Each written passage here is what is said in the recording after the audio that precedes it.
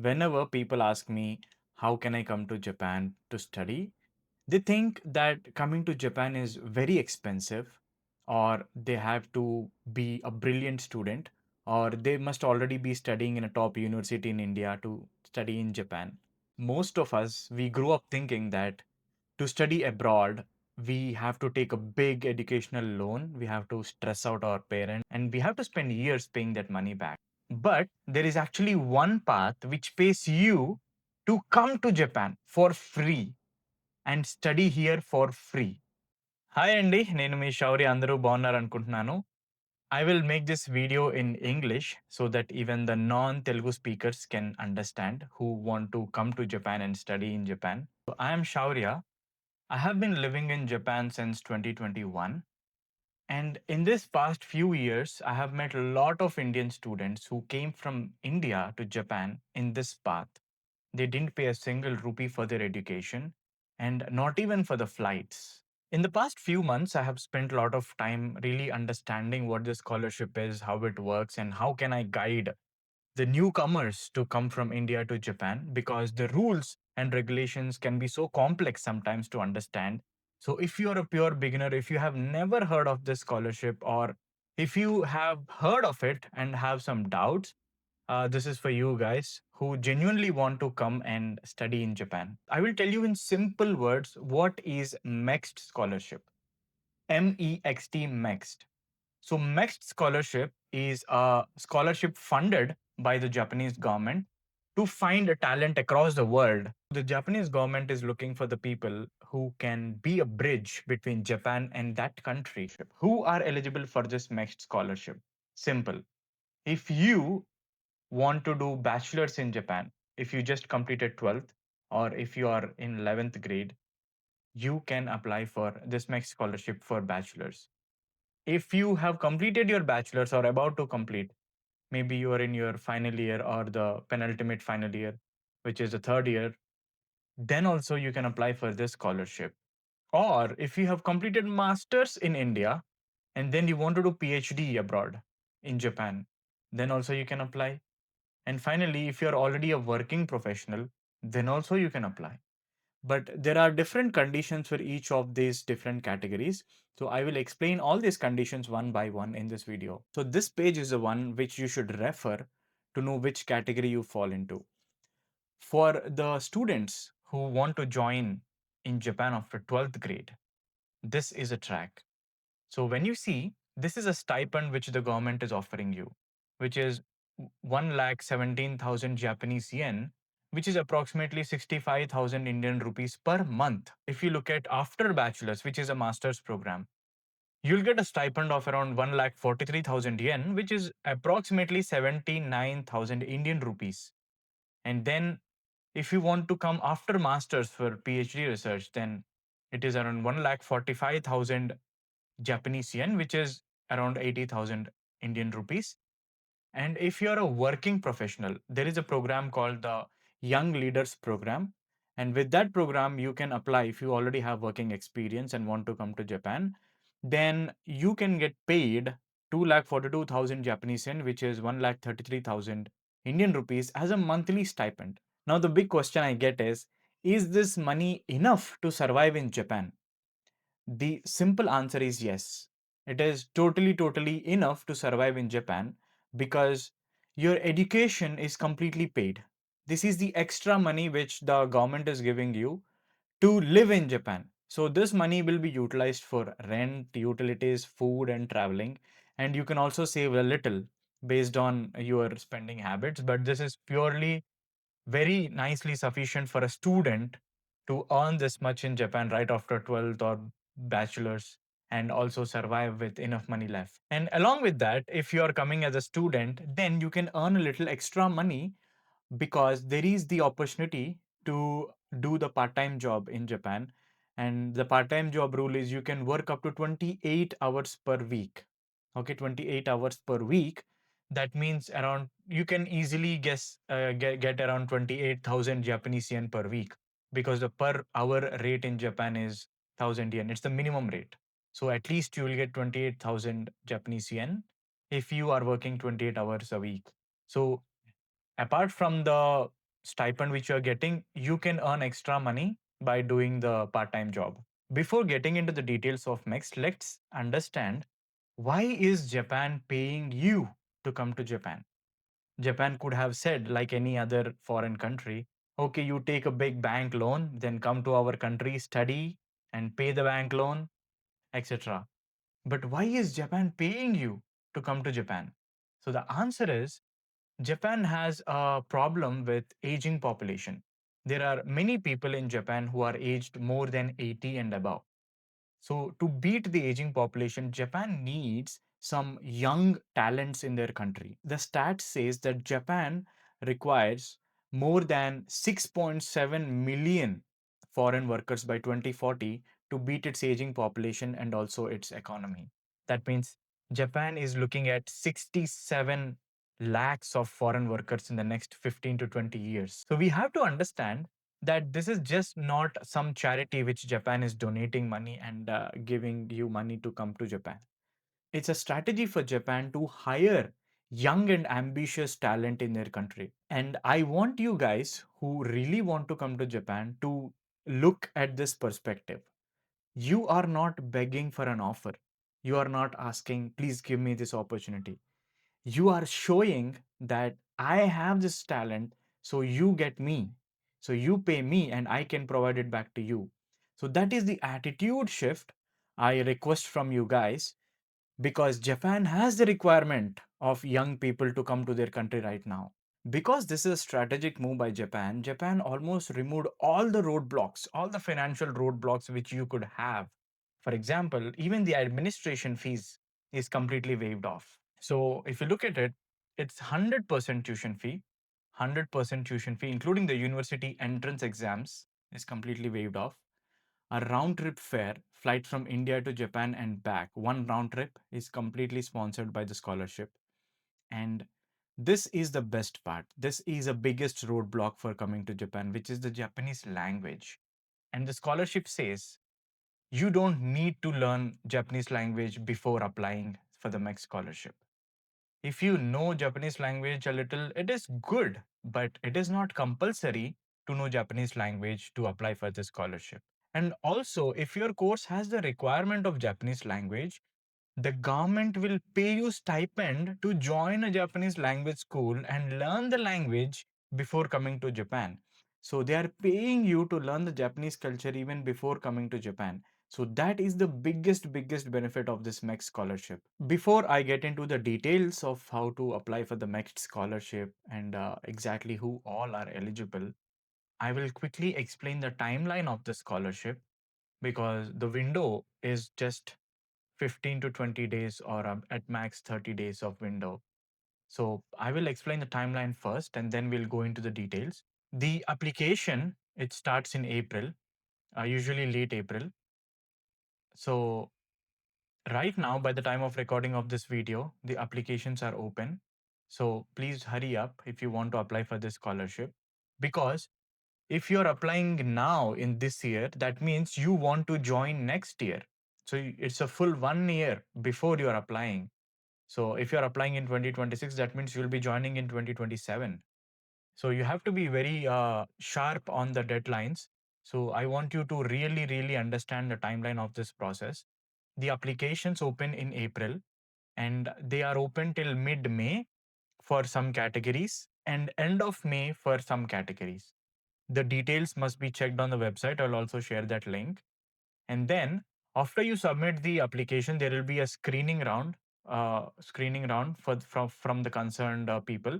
They will screen your application and then call you for the next round. Once you pass the screening exam, there will be a written exam on your subjects. And then once you clear the written exam, there will be interviews by the embassy, which is the Embassy of Japan in India.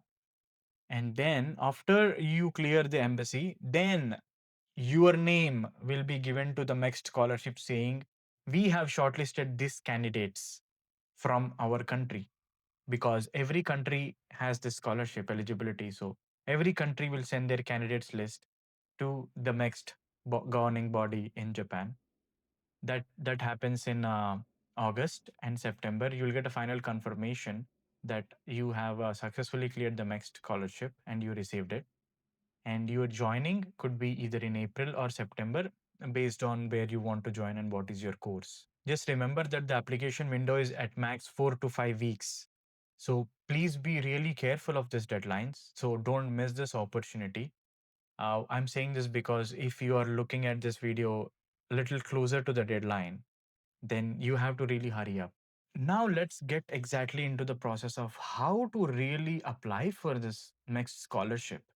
There are two ways. One is the embassy track and one is the university track. So in the embassy track, what you're trying to do is you are applying through the Embassy of India. You're going, you're submitting your documents to the Embassy of India, and the Embassy of India will filter you and check whether you are eligible for the scholarship or not. Are you a good enough candidate? And then embassy will contact the MEXT saying, we have some candidates here, please consider them. That is one way, that is the embassy track. So in this, they will check, are you good at communication? Do you have that personality to bridge the gap between India and Japan? This interview is not taken by the professors, but by the diplomats in the embassy. So this is the embassy track. In the second track, this is also like a second chance, I would say, is a university track. The university track is you are not contacting the Embassy of India, but you are directly contacting the university in Japan. You are emailing the university in Japan saying, "Hey, I am so and so. This is my resume or this is my experience. This is my bachelor's degree, and I want to do research in your university.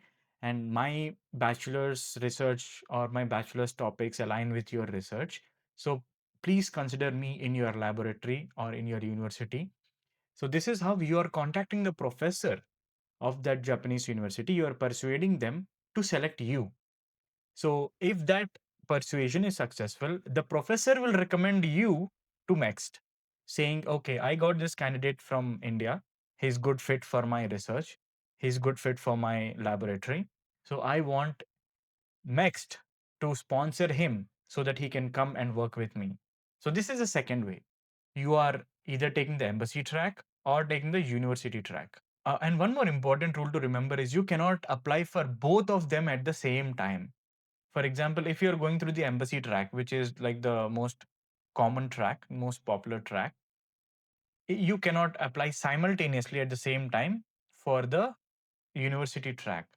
But here there is a second chance. A second chance is if you did not clear the embassy track, if you are not qualified by the embassy, then you can take this university track, contact the professors, persuade them, and then get the scholarship by the professor's recommendation. So this is like two plans. Plan A is the embassy track, and plan B is the university track. And plan B is actually not known to many of the people. So they think that if they got rejected in the embassy track, they get disappointed and they do not want to research anymore about this particular scholarship. But there is a second way, which is the university path. So you have to take it if you get rejected in the embassy track. So I will quickly explain about the requirements for each category. Now, starting with the students who want to apply for the bachelors, who are currently in 11th grade or 12th grade, how to apply. So there are three paths in which the students can choose. One is the 5 years undergraduate. This is the straightforward path. This is just like Btech in India. Yeah, 4 years of bachelor's and 1 year of Japanese language learning, which includes total 5 years. And in this, you can learn everything. You can choose any option. For example, engineering, economics, medicine. Medicine is very limited. So this is like a full bachelor degree you are getting in this undergraduate 5 years path. This also includes law, history, and many other things you can study in this path. Now, second comes the Kosen, which is the College of Technology, which is 4 years path. This is a direct comparison like an advanced polytechnic. Polytechnic is usually 3 years. So polytechnic with 1 year of Japanese language, 4 years. So this is for those students who do not want to study a lot of theory but want to get into practical application of the sciences. So in that, there are limitations of what you can study. You can study only few subjects, not all the subjects. And in this, you cannot study the economics, arts, humanities, all these things you cannot study. It's only purely engineering, only specific engineering, not everything like mechanical, electronics, and materials. Third is called the Senshu, which is the specialized training. This is 2 to 3 years. This is like vocational learning, which includes animation production, culinary arts, fashion, game design. So these are the things which come in the 2 to 3 years, the Senshu path. So if you are in 11th or 12th, you have these three options, which path you want to choose. You cannot apply for all the three at the same time. You can only apply for one of the path which you're really interested in. Usually the applications are in April and May, but the 12th exams are in June. Yeah, the 12th exams are late. So how do we apply when we don't have the mark sheet for this? Is you can apply with your 10th class mark sheet, and you must have got 80% or more in your 10th grade along with the recommendation letter by the principal. So this is a way to apply for this. Because the board exams are late, you cannot get the score before the next application. You can put the 10th grade application score sheet in this application as well. Usually in the interviews, when the embassy is interviewing you, there is some strategy to really crack the interview and not say any unwanted stuff. So the main question they ask is introduce yourself. And then they would ask, why do you want to come to Japan? Why do you choose Japan? At at this point, if you answer like, I'm interested in Japan because I watched a lot of anime, or I like because the IT in Japan is pretty strong.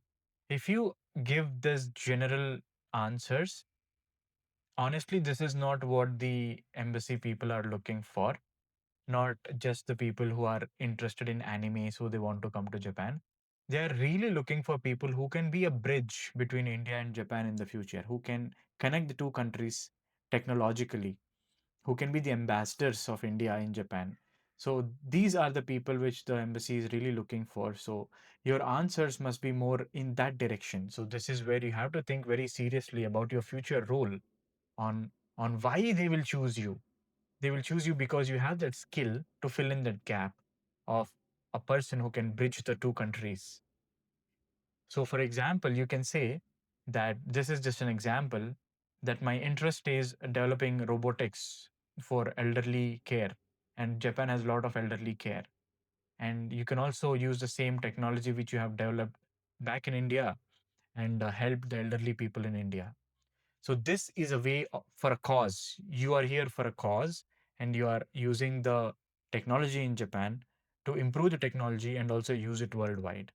So that is some kind of a cause which the embassy is always looking for you to pitch in your interviews, not just any basic answers like anime or some other cultural stuff. What is your niche interest? What are you genuinely interested in? And what is Japan's specific strength, which you want to target, which you want to learn, which you want to improve? And then your bridge, how can you bridge it from Japan and your country, which is India? How can you bridge it? So, this combination is like the winning formula to get you through the interviews. And next comes after bachelor's, especially for the BCom, BSc, and BCA graduates, not for the BTech ones. The small problem here is Japan requires 16 years of education before starting master's program. But when we look at our Indian education system, we have 12 years of schooling, including the first and second year of intermediate, which is also called 11th and 12th. So 12 years. And BSc, BCom, BCA is 3 years. So 15 years. So these graduates are having 15 years of college education or the total education, but Japan requires 16 years to start their masters. But smartly, MEXT knows about this particular problem, and they came up with a brilliant strategy. Brilliant strategy. You can still, as a BSc, BCom, BCA student, you can still apply for this master's program. So, in order to fill that 1 year remaining gap, what they do is they will take you as a Kenkyusei. Kenkyusei is a research student. So, they will take you into a university's lab, help you understand the culture, the lab, the technology for 6 to 12 months. so that you can fill in that 1 year gap. And then after that 1 year is finished, you can start your master's program. And the best part is, even in this 1 year, they will pay you the full stipend every month, which is 1,43,000 Japanese yen, around 79,000 Indian rupees. To fill in that 1 year gap also, they will provide you the money. And the next chapter is targeting the students who are applying for PhD in Japan. Because this is the highest level of research, the expectation is also pretty high. The competition is also pretty high. So at this level, the applicant has to be very, very confident, very, very focused on what research they want to make, with which professor they want to work, and what are their past expertise, what are their past achievements. Everything has to be noted down and pitched to the concerned professor or the concerned embassy member. So we have to be in this stage, the student has to be very, very specific exactly what technology, what methodology they want to research on. And also, it's very, very important to know about which professor, the professor's works, the professor's research experience, their citations, their lab research. So the student must have done all the background research about where they want to end up in this path. And at the same time, if the student has some past achievements, their research papers, some thesis, citations in their research, everything has to be noted down. It's like you are pitching yourself as you have that experience to contribute to Japan. So you want to bring that specific expertise and help Japan to grow, to improve in their research as well. So that is how you have to pitch in this PhD path. And finally, this is the Young Leaders Program, the working professionals. This is for the working professionals. And honestly, no one knows about this. No one knows that it exists. So I will tell you what this exactly is and who is this for. This is specially for exclusively for government officials who are civil servants or working in government sector and within the age of 40. And the outcome of this is you can do a fully funded master's in public policy, administration, or business in Japan. But the only condition is you cannot apply yourself. The authority or the government head which you are currently working in, they will nominate you to this scholarship. So you have to really communicate with your team, with the leader of your particular department to nominate you in this particular program. And this is actually the highest paid of all the MEXT scholarships. This is around 2,42,000 Japanese yen per month, which is 1.42 lakh rupees per month as a stipend during your masters. And also the application period is a little different. This is not from April, this is from July to September. So it's a little different application, but this still exists. Even if you're working, you can still come to Japan and do masters in these specific domains. And the MEXT scholarship provides funding for that also. Now we will go through this application process. Just quickly, I will explain you what are the important links you have to check to apply for the scholarship. So simply in the Google, I searched MEXT India, and the first link is Embassy of Japan in India, studying in Japan. So click on this link, and here we can see Embassy of India in Japan, and this here we can see the MEXT scholarship is shown here. So this is the important part. And as you go down, there are different links for different categories. The research student, this is for the masters and PhD. Undergraduate, this is for the students after 12th grade. And then in the 12th, after 12th grade, there are two, three different categories, right? So the consen and the specialized training.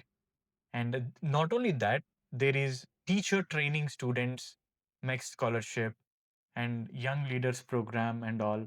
For the master students, if you want to study masters in Japan, your application is open. If you want to study bachelors in Japan, your application is also open. And these two have been opened recently. So when we look at this application, I'll just quickly go through each of this to give you an idea. So let me click on this. I'll click on the research student. This is for the people who want to do masters and PhD. So just click on this link and please read every line of it. Please read every line. There are a lot of important details which you should not skip. Make use of AI to help you understand these rules if you find them difficult, but it's very important to understand. So for the research students, you should be under 35 years old. You should be born after 1992. And when you go down, these are the fields of study you can apply: humanities, social science, maths, all the engineering, and then robotics, mechanical, everything. All the engineering comes in this. And these are the qualifications. You need to have 70% in your bachelor's degree. That's the qualification. And please make sure of the dates, whatever they have given you here. And the candidate should obtain their mark sheet on degree on or before September 30, 2027. By that time, you should get your mark sheet to join the October batch. Similarly, we have other rules for the doctoral students also. So please follow these rules, and the number of scholarship, everything will be announced. And here is the stipend amount for the regular students and for the PhD students. And the round trip fare will also be provided here. And important thing for the masters and PhD student. Firstly, all you have to do is just fill this preliminary application form, email it to this email ID. That's it. That's your first step. And be very careful that any formats other than Microsoft Word, such as a scanned copy, PDF, even PowerPoint files, everything will be automatically rejected. So the format is only Microsoft Word, and this application is actually in Microsoft Word. So download this application. I clicked on it. Let's see how it looks.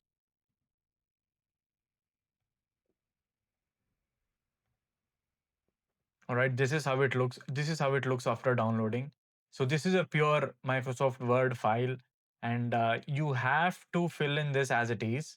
All the details, all the details. If you have any doubt filling the details, please comment on this video. I'll try my best to help you out.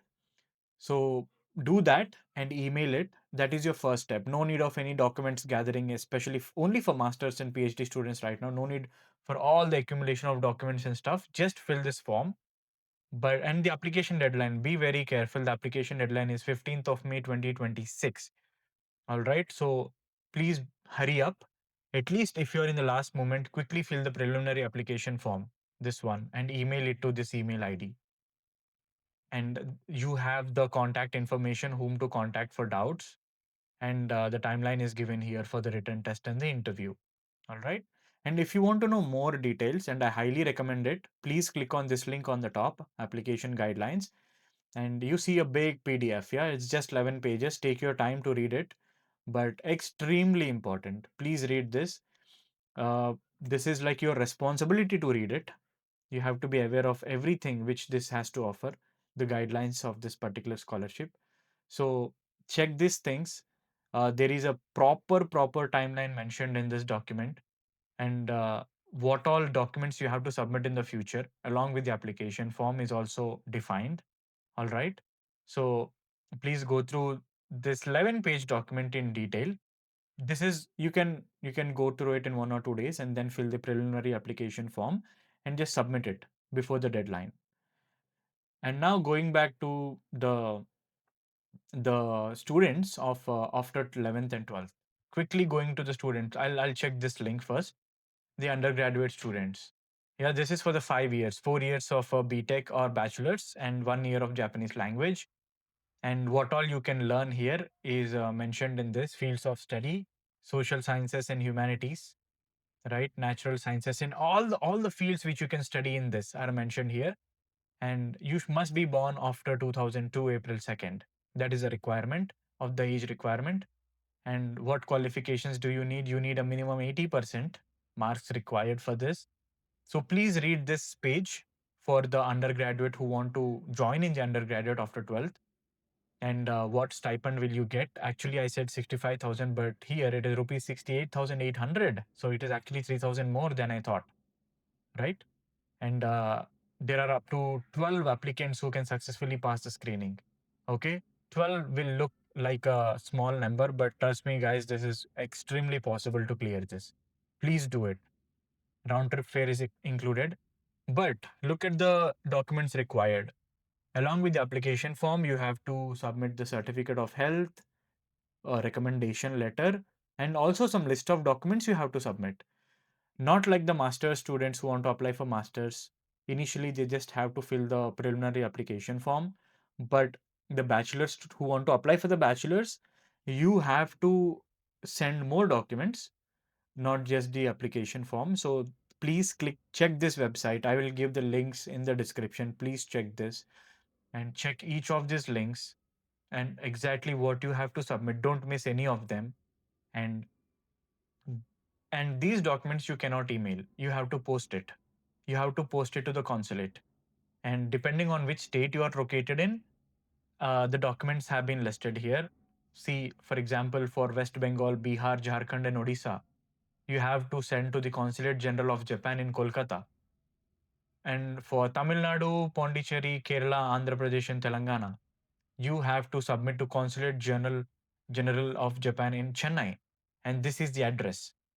So, depending on your state, you have to post to them. You should not email. This is only for the undergraduate students who want to apply for the undergraduate. Yeah.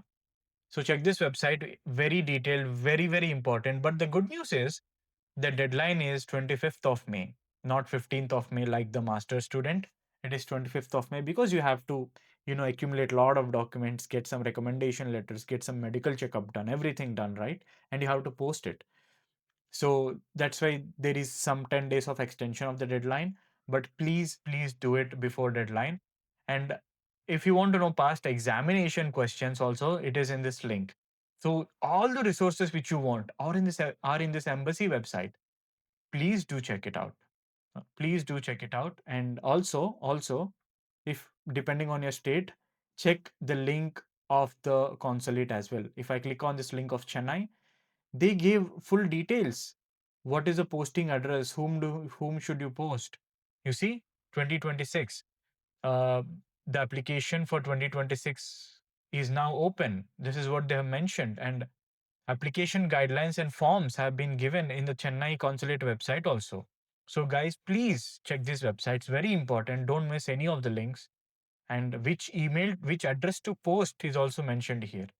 Okay, and they have to receive the post by 26th of May is what's mentioned. All right. So this is the email of contact as well. So this is all about MEXT Scholarship, and I highly recommend all of you in whatever category you fall under, please click on your respective links, check the documents, check the deadlines, check the procedure, and apply. This is possible. This is completely possible for you to come to study in Japan for free. And I am genuinely looking forward to meet you guys in Japan through this MEXT scholarship. Thank you very much for watching this video till the end. I hope this video has been very informative to you, and you got some idea about what this MEXT scholarship is and what documents you have to submit and which links to go. So please check out these links and please complete the entire process within the deadline. And I am looking forward to see all of you in Japan through the MEXT scholarship. All the best.